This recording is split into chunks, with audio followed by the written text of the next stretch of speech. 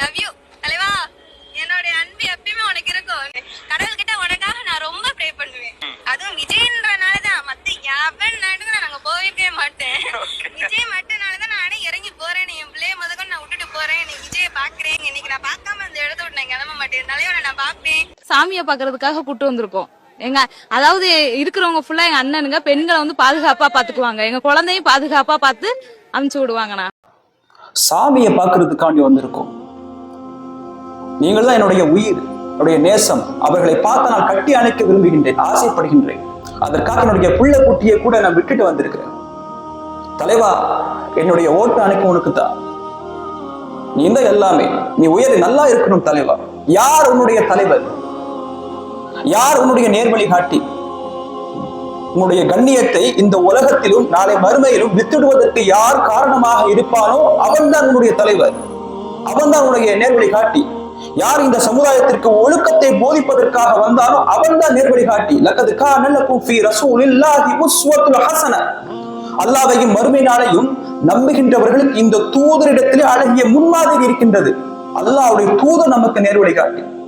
அவர்தான் நம்முடைய தலைவர். யார் நம்முடைய தலைவர்? இந்த சமுதாயத்திலே ஒழுக்கக்கேடான காரியங்கள் பரவுவதற்கு காரணமாக இருக்கின்றவன் உன்னுடைய தலைவனா?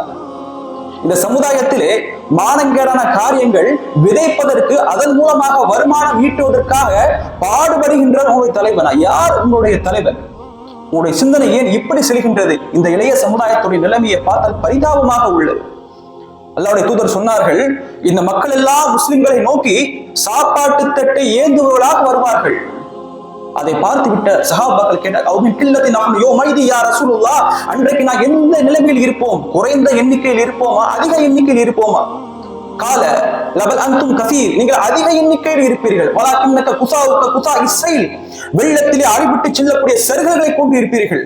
வெள்ளம் அடிபட்டு சென்றால் அதில் குப்பைகள் எப்படி பறந்து விரிந்து செல்வோமோ அப்படி நீங்கள் இருப்பீர்கள். வலா இன்ஸி அன்னல்லாஹ ஃபீ குலூபிக்குமுல் மஹாபத வலா யக்திபன்னல்லாஹ ஃபீ குலூபிக்குமுல் வஹன்.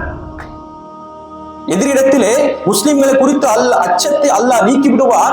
உங்கள் மீது அல்லாஹ் வஹனை சாட்டி விடுவான். கால் ஓமன் வஹன் யா ரசூலுல்லாஹ். வஹன் என்றால் என்ன? கால ஹுப்புத் துன்யா வ கராஹியத்துல் மௌத். உலக மோகம், மரணத்தை குறித்த வெறுப்பு, இதுதான் உங்களிடத்தில் இருக்கின்றது. ஈமானை மறந்து, நேர்வழியை மறந்து, மார்க்க சிந்தனையை மறந்து உங்களுக்கு இப்படிப்பட்ட ஷிர்கான வார்த்தைகள் பேச தூண்டுகின்றது உங்கள் உள்ளம் என்று சொன்னால் இந்த உலக ஆசை தானே, இந்த உலகத்துடைய மோகம் தானே. மரணத்தை மறந்து இந்த உலகத்திலே வாழ்ந்து கொண்டிருக்கின்ற அல்லாஹ் உங்களுக்கு நேர்வழி காட்டுவானாக.